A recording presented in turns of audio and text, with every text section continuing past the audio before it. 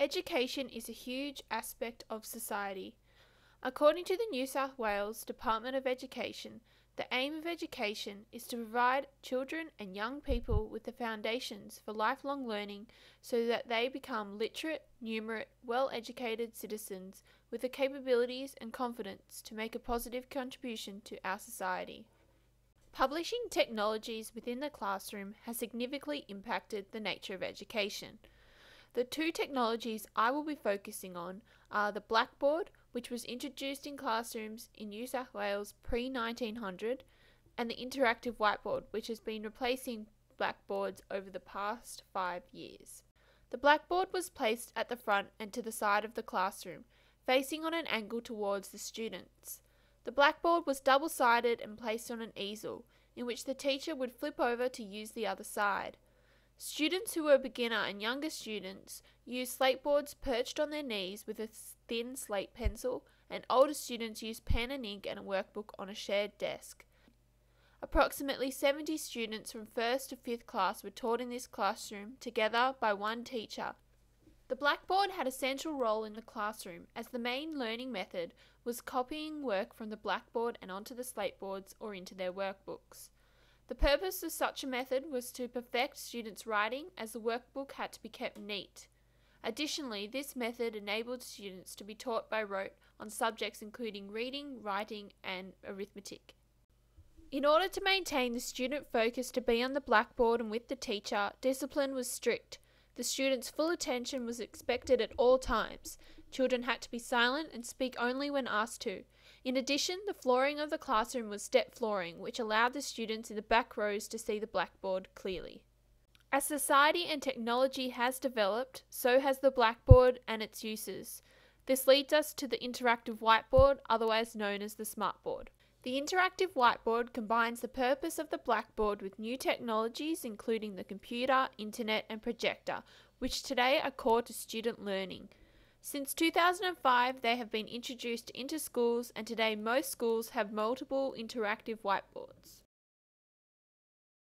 Being a visual arts teacher, it is a great asset to be able to actually dissect and analyse works. So I'll bring up a photo, an artwork, that sort of thing, and you can come up and you can say, this is working here. You can discuss the different aspects on the work directly and bring students up, and they can analyse it and have feedback instantly, which is a real asset in that sense. Also, it's got the internet, so you can bring up any works, any inspirations, bring up any files, PowerPoints, and again, you can interact with them.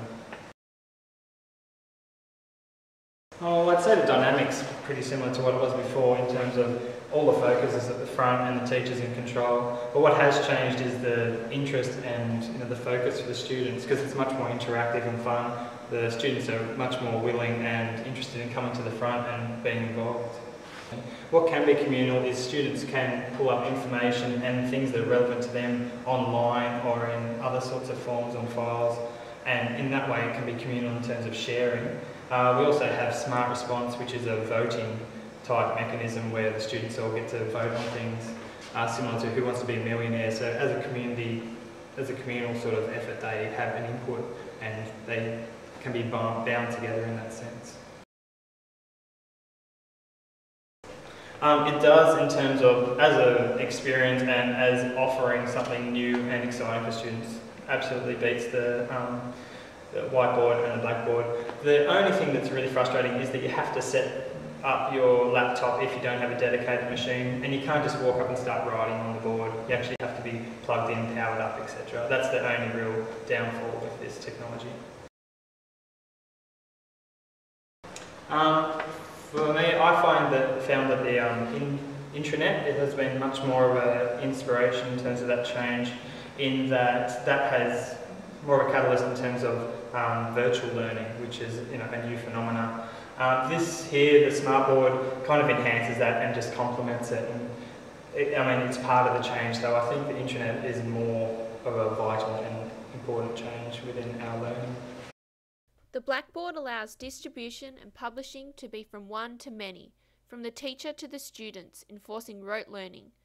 In contrast, the interactive whiteboard combines multiple publishing technologies and encourages the participation of teacher and student interaction, creating a communal learning environment and utilizing visual, verbal, kinesthetic, and enhanced learning methods. Hence, as the Blackboard developed into the interactive whiteboard, education has changed.